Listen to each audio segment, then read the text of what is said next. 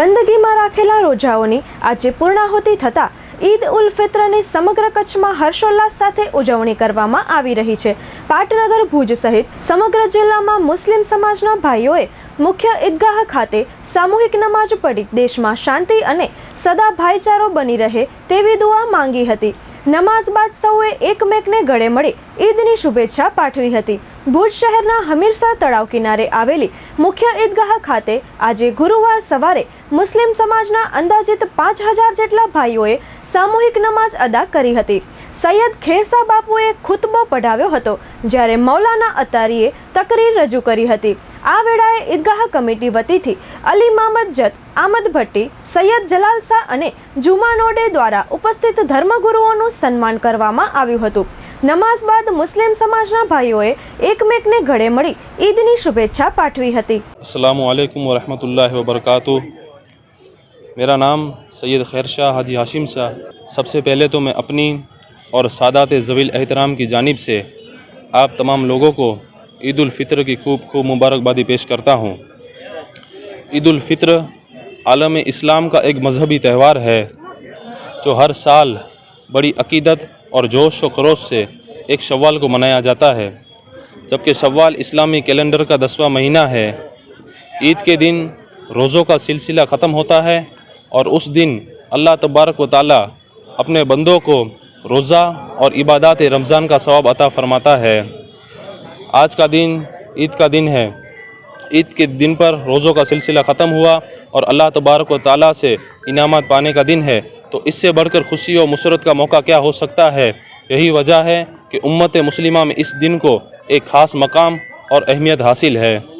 और ईद उल फ़ित्र के मौके पर हमारा एक काम यह भी होना चाहिए कि हम अपने आस पड़ोस में नज़र दौड़ाएं कि हमारे आस पड़ोस में कोई कहीं ऐसा तो नहीं जो अपनी गुर्बत और तंगदस्ती के सबब से ईद की खुशियाँ मनाने से महरूम है।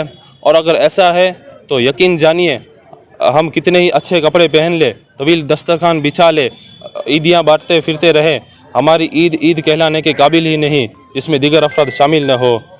बस दुआ है कि हमारे वतन अजीज़ हिंदुस्तान में शांति और अमन रहे। बिस्मिल्लाहिर्रहमानिर्रहीम। अस्सलाम वालेकुम। पहले तो हूँ मारा तमाम भारतवासियों, मारा भाई बहनों ने खूब खूब ईद मुबारक। आज ईद उल फित्रનો દિવસ હતો। આપણા ભુજની ઐતિહાસિક ઈદગાહ એના ઉપર ઈદ નમાજ અને ખુતબો પઢવામાં આવ્યો। હું તકરીર કરી, ઈદ ખેરસા બાવા નમાજ અદા કરાવી ને આપણા દેશની સુખ શાંતિ માટે દુઆ કરેલ, આપણા દેશ માટે અમન અને સુકૂન મળે એવી દુઆ કરેલ અને બધા ભાઈઓને ઈદ મુબારક પાઠવી એકબીજાને ગળે લગાવી અને જે શીખવા ગીલા દુઃખ હોય એને માફ કરી અને એક થઈ અને આપણે આપણા સમાજ માટે, આપણા દેશ માટે એવા કામ કરીએ કે જીએ તો બી આપણને લોક યાદ કરે અને મરી જઈએ તો પાછળ બી આપણને લોક યાદ કરે। તો મારી તમારા માધ્યમથી બધાને એક જ અપીલ છે, ભાઈ એક બનો, નેક બનો અને આપણા દેશનું નામ ઊંચું અને બુલંદ કરો। ईद उल फित्र रमजान ईदनी भुज शहर मध्य आवेली मुख्य ईदगाह जे ऐतिहासिक ईदगाह है, त्या ईद नमाज और खुतबो पढ़ावी अने ईद उल फित्रनी उजवणी करवामां आवी। आजना प्रसंगे हिंदू मुस्लिम भाईओए एकबीजाने गले मळी अने आपस में भाईचारो मजबूत करवाना प्रयासों कर्या। आजना दिवसे हूँ मुख्य ईदगाह कमिटी वतीथी भुज शहरना तमाम हिंदू मुस्लिम भाईओने ईदनी शुभेच्छा पाठवुं छुं अने ईद उल फित्रनी मुबारकबादी पाठवुं छुं। आजे ईद मुख्य ईदगाह पर मौलाना अत्तारी साहेब तकरीर करी अने कौमी एकता और भाईचारा ने मजबूत करवाना तमाम समग्र समाज समक्ष अपील करी। हजरत सैयद खेरसा बापुए नमाज अदा करावी अने खुतबो पढ़ेल अने दुआए मगफिरत अने समग्र दुनियाना लोको मजलूमों माटे मौलाना साहेबे दुआए खैर मांगेल अने त्यारबाद सौ एकबीजाने गळे मळी सुख दुख ने अने आवनार दिवसोमां सौ भाईओए जे ईदनु जे खुशी है ए गरीबों साथे अने जे लाचार है, जे बीमार है, एने मददरूप थई अने ईदनी उजवणी करवी ए साची उजवणी। આજે શહેરના ઐતિહાસિક ઈદગાહ ઉપર આજે ઈદ ઉલ ફિત્રની ઉજવણી કરવામાં આવી.